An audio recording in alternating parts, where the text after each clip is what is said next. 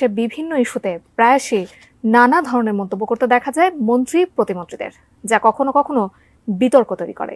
এতে তাদের নিজেদের পাশাপাশি বিব্রত হতে হয় দলীয় নেতাকর্মীদের।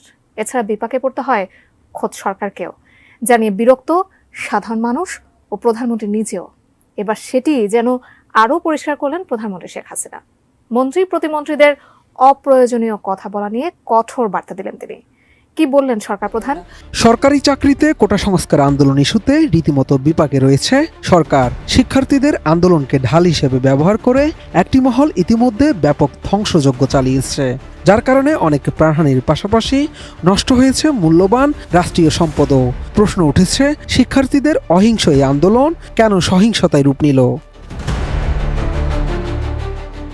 বিশ্লেষকরা বলছেন, শিক্ষার্থীদের কোটা আন্দোলনের যৌক্তিকতা এবং তাদের সাথে সমন্বয় করে প্রধানমন্ত্রী পর্যন্ত পৌঁছানোর দায়িত্ব নিতে দেখা যায়নি সরকার দলীয় হেভিওয়েট নেতাদের। উল্টো বিভিন্ন ধরনের বেফাঁস কথাবার্তা বলে শিক্ষার্থীদের উত্তেজিত করেছেন তারা। বিশ্লেষকরা আরও মনে করেন, মন্ত্রী প্রতিমন্ত্রীদের বক্তব্য ও কথাবার্তার কারণে দলটির বিভিন্ন অঙ্গ সংগঠনের নেতাকর্মীরা শিক্ষার্থীদের উপর চড়াও হয়েছেন।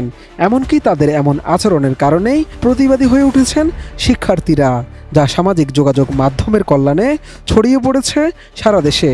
সৃষ্টি হয়েছে বিভক্তি, ছড়িয়েছে সংঘাত, আর এসবের ফায়দা লুটেছে তৃতীয় পক্ষ।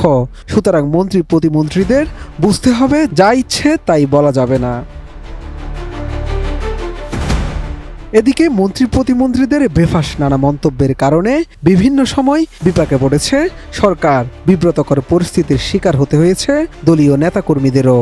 মাঝে মাঝে সাধারণ মানুষের হাস্যরসের খোরাক হয়েছে এসব কথাবার্তা। এসবের প্রেক্ষিতে এবার মন্ত্রী প্রতিমন্ত্রীদের অপ্রয়োজনীয় কথা না বলার নির্দেশনা দিলেন প্রধানমন্ত্রী শেখ হাসিনা। সোমবার তার তেজগাঁও কার্যালয়ে অনুষ্ঠিত মন্ত্রিসভার বৈঠকে মন্ত্রী প্রতিমন্ত্রীদের উদ্দেশ্যে তিনি এসব কথা বলেন। প্রধানমন্ত্রী মন্ত্রীদের উদ্দেশ্যে বলেছেন, আপনারা অপ্রয়োজনীয় কোনো কথা বলবেন না। যার যে দায়িত্ব, যাকে যে মন্ত্রণালয়ের দায়িত্ব দেয়া হয়েছে, তার বাইরে কোনো কথা বলা থেকে বিরত থাকার নির্দেশ দেয়া হচ্ছে। এছাড়া কোটা সংস্কার আন্দোলনে সম্পৃক্ত সাধারণ শিক্ষার্থীদের সঙ্গে সদয় আচরণেরও নির্দেশনা দিয়েছেন প্রধানমন্ত্রী। এ বিষয়ে আইনশৃঙ্খলা রক্ষাকারী বাহিনীর সদস্যদের নির্দেশ দিতে স্বরাষ্ট্রমন্ত্রী আসাদুজ্জামান খানকে দায়িত্ব দিয়েছেন তিনি।